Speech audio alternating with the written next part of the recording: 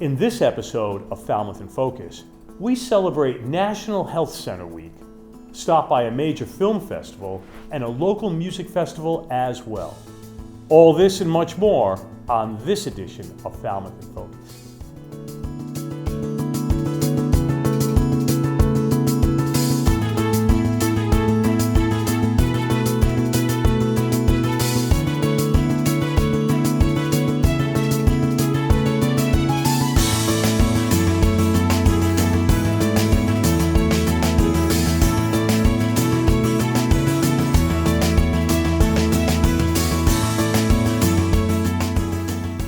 Hello and welcome to Falmouth in Focus, FCTV's current affairs program. I'm Michael Kasparian. And I'm Eileen Preston. We recently visited the Community Health Center during their open house, which aligned with their 25th anniversary. During our visit, we had the opportunity to converse with their CEO, Karen Gardner, regarding the significance of the health center for the entire community. As a health center, we're 25 years old this year, which is humbling. It's really just incredible. We started off in Falmouth as the Falmouth Free Clinic that 25 years ago. Admiral McDermott and Marianne Wagan, a nurse, really out of a passion to bring healthcare and ensure healthcare access for everyone who didn't have resources. So that free clinic took off, obviously very quickly. We remained a free clinic for a couple of years and then became a qualified health center in the state of Massachusetts and then with the federal government also. So now we are 25,000 patients strong, celebrating our 25th year anniversary, which is a little coincidental, and very proud to serve about 1 in 5 Falmouth residents and similar numbers in most of our mature communities. Making sure that everyone, regardless of where they come from, what their orientation is, feels welcome in an organization is important to us. Staff, I think the mission focus and passion of our staff is, again, I know we've said this, but it really is what drives patients to come, in addition to the high quality services. This week, we are celebrating with all of our colleagues across the nation National Health Center Week. And it's really our time as a community health center community across the nation and in Massachusetts to celebrate everything that we've done to help patients empower themselves and achieve greater health outcomes. So access is our number one goal, and we're able to make sure that we have communicated to our community in general how they can get programs and services, or how they can gain, I should say, access to programs and services. So open houses such as like we're hosting today give us that opportunity to share with the community, hey, come in and see us, see what we're doing, get to know us, let us get to know you, and let's work together to figure out what our community needs and what you might need as individuals. I think as we celebrate our 25th anniversary and celebrate National Community Health Center Week, I just want to thank everyone in our community for their support. Certainly, we wouldn't be where we are if we didn't have the trust of our patients, but also the trust of our donor base, our local representatives, our state and federal funders, the entire community really wrapping their arms around our health center and other health centers like us to facilitate the success that we've had and the continuously improved health of our population. The Community Health Center has a number of events coming up to celebrate their 25 years, and you can find more information on their website at chcofcapecod.org. It's time now for FCTV's condensed version of the takeaways from recent municipal meetings. Selections are chosen based on community impact. Recreation Director Joe Olenek presented to the Select Board plans to enhance Falmouth's recreational offerings. The proposal seeks community preservation funds for both refurbishing the skate park and constructing new pickleball courts at Trotting Park. For the skate park, a $500,000 request aims to revitalize the well-used facility. The worn-out surface and deteriorating ramps pose safety concerns, necessitating resurfacing and repairs. Turning to pickleball, Olenek proposes securing $2.6 million to build 12 to 16 new courts. Trotting Park has been determined to be a strategic location for the new courts, as it is both removed from houses and surrounded by trees. Falmouth's 8 existing courts frequently operate at full capacity, and efforts are underway to convert tennis courts for pickleball use as well. The application covers accessible courts, walkways, and lighting for evening play, and a noise disruption study. While parking lot enhancements are included, costs for restrooms and paving will be assessed at a later date. The Select Board approved the proposal, which will now be presented to the Community Preservation Committee, and if approved, will then be presented for a town meeting vote in April 2024. To see the meetings in their entirety, check out Government Channel 15's program schedule at fctv.org. After a short break, we'll take a look at a local celebration of diverse storytelling through captivating independent cinema. Hello, I'm Kathy Plazik, a volunteer for the Middle East Forum of Falmouth. Each summer, the Forum hosts world-class experts in a series of free webinars that provide our viewers with information and insights into the history and complex issues of the Middle East. Our aim is to provide a balanced program that includes differing and sometimes sharply conflicting views, and information beyond that ordinarily presented in the conventional media. Each talk also includes time for questions from the audience. We're a local, nonpartisan, nonprofit, and volunteer-led organization, and we hope you'll join us for these informative lectures. Please go to www.meff.world for more information and to register. Thank you. For 32 years, the Woods Hole Film Festival has been held every year from the last Saturday of July through the first Saturday of August, making it the oldest independent film festival on Cape Cod and the islands. The festival recently finished up this year's exciting list of films, and we were there to speak to some of the filmmakers in attendance about what makes this festival so unique. Yeah, we're in Woods Hole for the 32nd annual Woods Hole Film Festival. So the festival is an 8-day long festival from the last Saturday in July to the first Saturday in August. We have continued our virtual presentation since the pandemic to help accommodate people who can't come back to the festival. The following the festival for 1 week, you could buy a pass and virtually watch most of the films. Some of the films are not available, but most are available virtually, online. So right now we're in front of the Redfield Auditorium, which is one of the 3 venues that we've been using to show our films this year. We've seen all the films in the festival. We're here to give recommendations, help people out, and just ensure the smooth operation of the festival. It's been an absolutely incredible experience. As a student filmmaker myself, being able to meet all these filmmakers and screen all the films, even see some films before they premiered is absolutely incredible, and I'm so happy that I signed up to do this. This whole week has been amazing because I've met so many incredible filmmakers and artists, and even the volunteers that come through. Everyone has really interesting stories, and we're all here because we love film, and everyone is so friendly. It feels like you can walk up to anyone and just be like, hey, who are you? What are you interested in? And you have a really interesting conversation with them. Hi, my name is Gabriela Kavanagh. Allison Otto. Gordon LePage. I'm the director of a film called Otro Lado, Other Side. I directed The Thief Collector, which is a true crime art heist documentary. I usually make films about felted puppets that I create myself in my studio.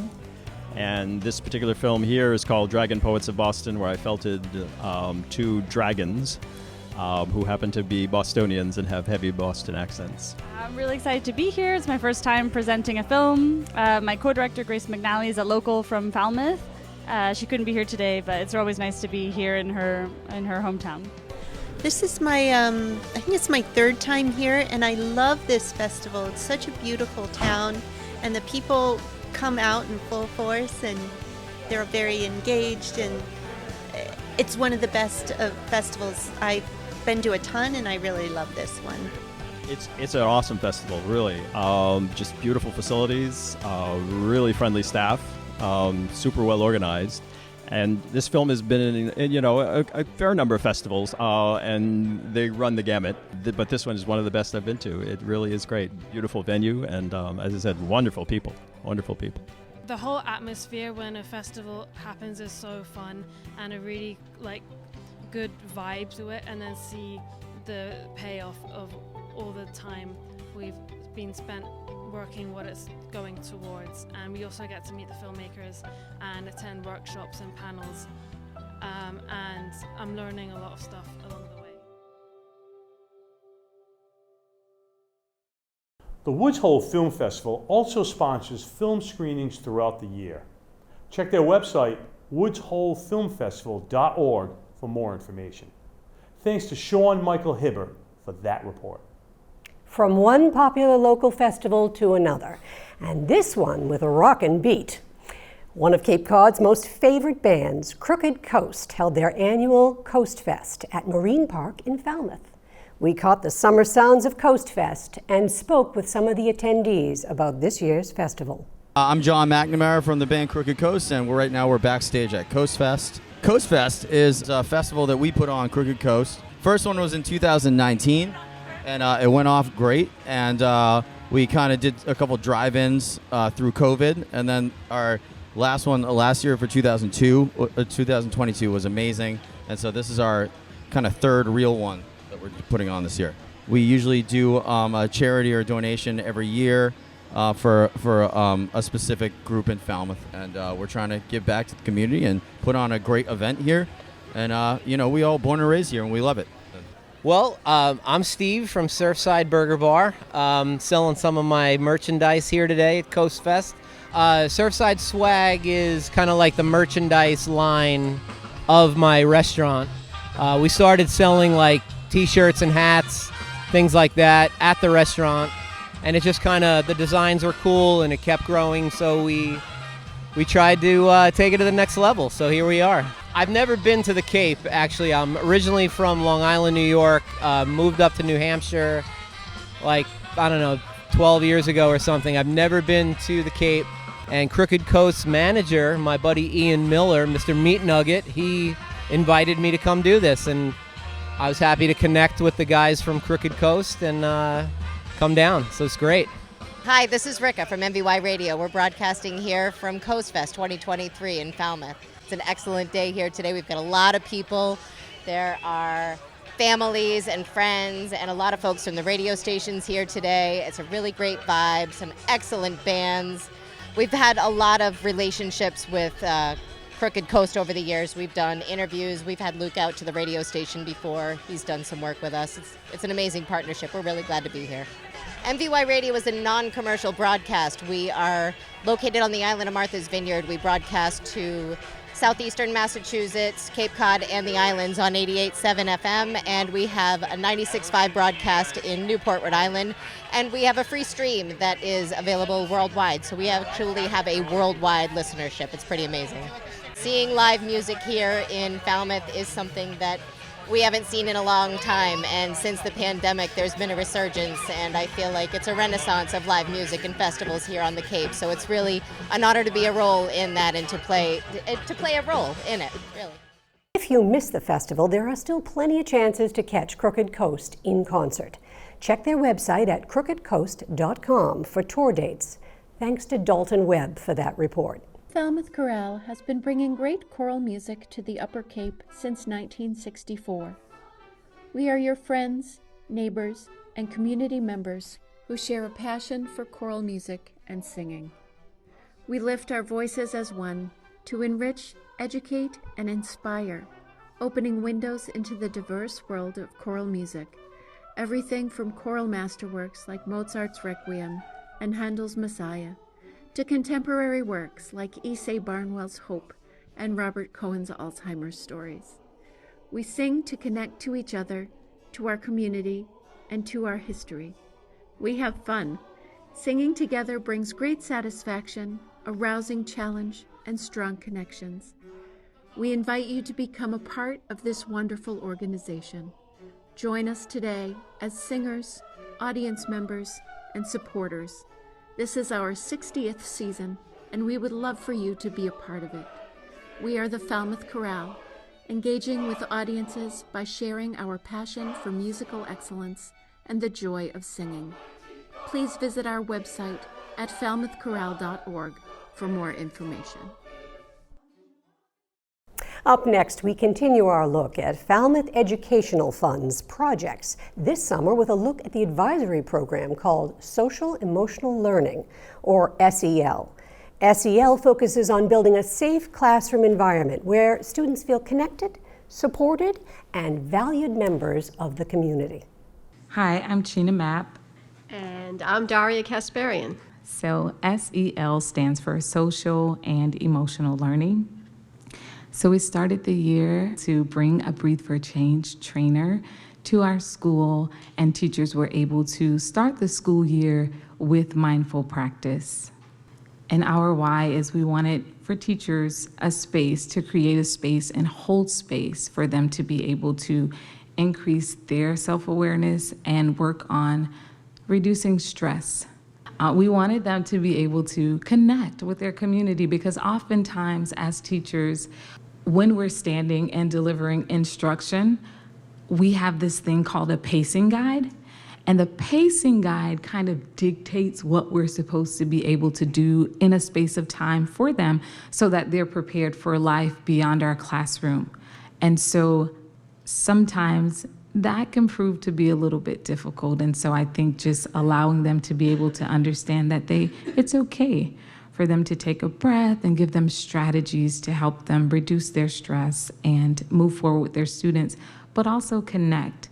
Just find ways to connect with students outside of the prescribed curriculum. And then finally, empowering. Sometimes as an educator, you have to give yourself permission to use the restroom, because your kids are the most important things. And if a colleague doesn't show up and you have to cover a class, so we just want to be able to help them so that if we can help them, that trickles out to the students, and then that trickles down to the parents and in the home. And so maybe we look around and we've made a transformational change, albeit small, in our communities. And so we put together this survey that went out on April 25th of 2022 of last year. The question that was really telling was this one.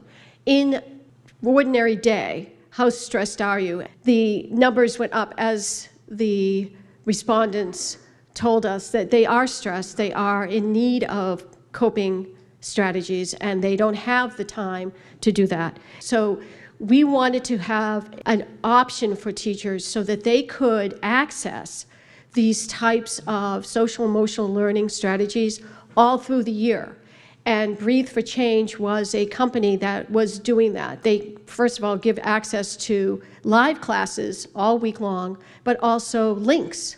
So if you can't make it on Tuesday at 8 o'clock, you can see the recording on Saturday when you do have time and be able to breathe and do the yoga or do whatever it is to take the stress and anxiety away. And we were able to have Bree Walker, one of the lead trainers from Breathe for Change, come to Falmouth High School to train anybody who wanted to during the day, August 31st, for their training orientation. And so we had 136 teachers take part in that. And as you can see here are the pictures of that day, and it was really amazing. So basically we started with providing the training. We offer a year-long membership to everybody in the school system, not just Falmouth High School. And we are offering, hopefully in the spring, some live classes to our teachers. Thanks to Ryan Weber and Sean Michael Hibbert for providing us with these packages all summer. The Cape Cod Baseball League's regular season is over, with the Bourne Braves and the Orleans Firebirds making the finals this year. We take a look back at the league and the impact it's had on players and fans alike for the past 100 years. Well, as some people probably have mentioned, this is the 100th year centennial celebration for the Falmouth Commodores, but not only that, for the Cape Cod Baseball League itself. It's been around, as you can see with the hat, since 1885 as Cape Cod Baseball, but the league was formed in 1923 with 4 original teams, Falmouth being one of them, Hyannis, Chatham, and Osterville. So we have 3 teams still of our 10 teams now that are celebrating their 100th year along with the league. It's really a special thing and a very special day here for Falmouth. Yeah, it definitely is very special. And how does it feel to you to be part of such a great community, especially in this historic season? Well, I think all of it wraps into one. I was born and raised in Falmouth here. We spent our entire time here with my family. My wife Lisa started with us back in 2010 as a host family for Falmouth. So we've had a nice good tie-in there. A couple years later, she became not only just the Bat Boy coordinator, but also the housing coordinator, and really worked with Falmouth for a very long time. I was GM for a few years for Falmouth before Chris Fitzgerald took over a few years back, and I became commissioner for the league. So it's a story that's repeated from all these teams. You can talk to the folks at Chatham. They have the same thing. You have a volunteer, you have somebody who's been here to help out on the board, and then they just take on more and more responsibility and have more and more fun with baseball. And that's our connection. It's just that love for baseball and the love for trying to help out each team and their players. So much history, and Chatham was one of the first 4 original teams back 100 years ago playing games. So just to think about the number of Major League Baseball players that have come through here and played here at Veterans Field is pretty awesome to think about, and to get to call games in the 100th season is awesome. To be here with the 100th anniversary is really, really exciting, especially because so many people before me have had so much success in this league, made a lot of connections, a lot of relationships, so it's just kind of cool to be here, especially in this year. Well, yeah, I feel pretty fortunate. I guess my timing's pretty good hitting the 100-year anniversary here. You know, Falmouth, be it the Commodores, since 1923. It's, you know, we talk about all the baseball players that come through here, and there's been hundreds of them, if not thousands, that have come through the Commodores and the Cape Cod Baseball League. And sometimes, you know, we don't always recognize the impact the team has had on the volunteers, the interns, the donors, the sponsors. It's just a wonderful community event. It's a very solid fabric by which the Cape League can develop from. And, you know, we're one of 10 teams. And so, you know, we're part of a group. And you know, we just think it's a tremendous thing for the Cape in general, but for the Falmouth community. My favorite part is just the community feel here in Chatham. Everybody in the town supports the team, and you could see that at the 4th of July parade yesterday. Everybody was out on the sidelines cheering on the team as they drove by. Everybody comes out to the games, and it's just a really well-attended event. So just seeing everybody that cares about the baseball up here, like that we all care about the baseball around the team, is really. It's cool to see the fan base, because there is a real passionate fan base for all of the teams, and this league really is special to people that live here, so I feel just really lucky to be a part of that. It's amazing. It's so much fun to watch the community come together and support the, you know, not just the Falmouth Commodores, but the entire Cape League for this centennial season. It's still cool to be a part of a league that is not only known as the best summer ball league, but has consistently been the best summer ball league for 20, 30, 40, you know, 100 years. So it's special because the league is promoting it, and they should, because they should be proud of the fact that 100 years later, they still have the best product out of all the summer ball leagues in the country. 100 years, wow. The Commodores didn't go home empty-handed, as their Australian second baseman, Travis Bazzana, was the league batting champion and the MVP of the centennial season. Thanks to Alex McEnemy for that report. FCTV wants to remind you that television can be as easy as hitting record on your smartphone. We'd like to invite all Falmouth residents and visitors to share their slice of life with us. Email us your photos and videos, or upload them to Facebook, Twitter, or Instagram using the hashtag MyFalmouth or Falmouth in Focus to be featured on the show. Thank you to our most recent contributors. We leave you now with the sights and sounds of summer around Falmouth. Thank you for watching Falmouth in Focus. We'll see you next time.